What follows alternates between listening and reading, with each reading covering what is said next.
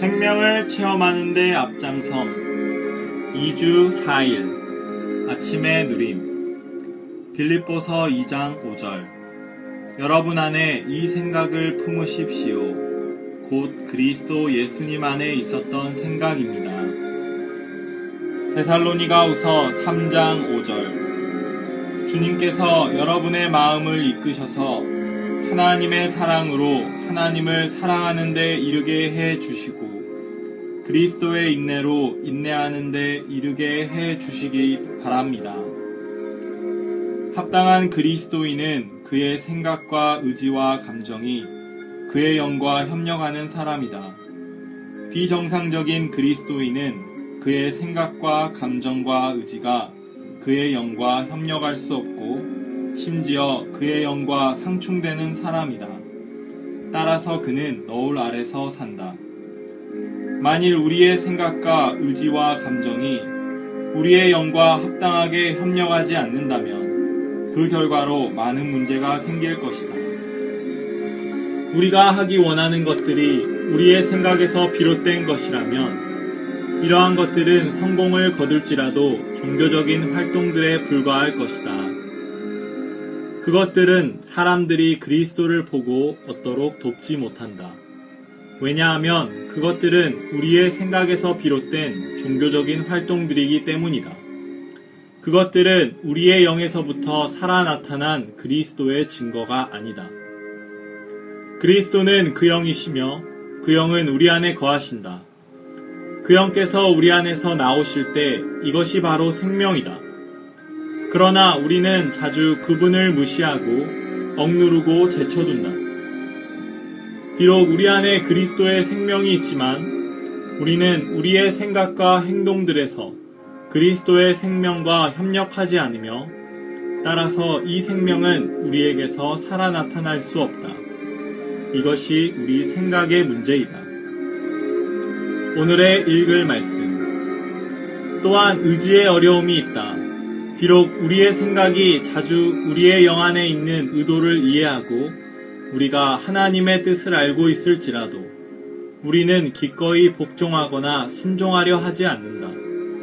예를 들어 어떤 형제가 생각 안에 있는 관념에 따라 복음을 전해야 한다고 결심했다고 하자.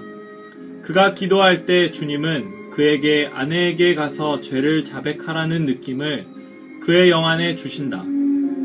그의 생각은 이 느낌을 깨달았지만 그의 의지는 매우 완고하여 복종하기를 원하지 않는다. 이것은 의지의 문제이다.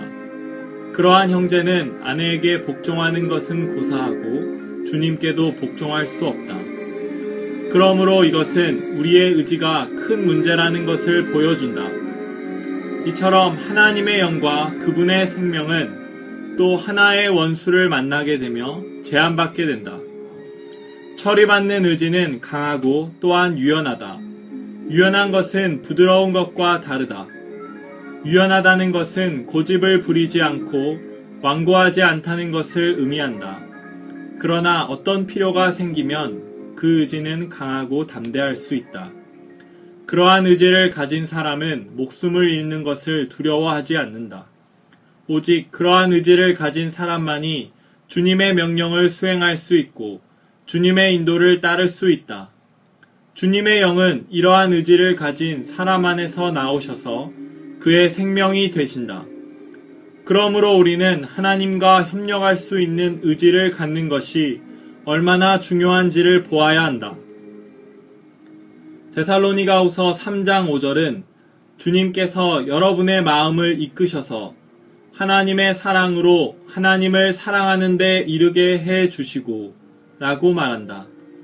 이것은 우리의 감정이 반드시 하나님의 감정으로 가득하고 하나님의 감정 안에 들어가야 한다는 뜻이다.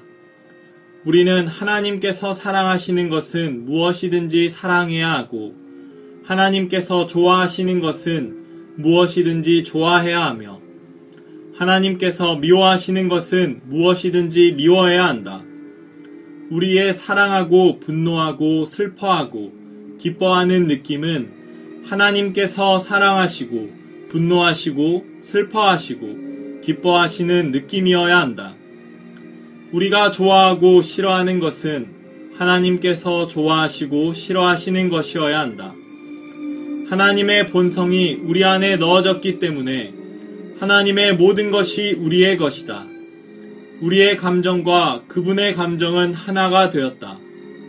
앞에서 언급한 생각과 의지와 감정은 모든 어려움을 함께 생각해 볼 때 우리는 우리의 인격이 문제라는 것을 볼 수 있다.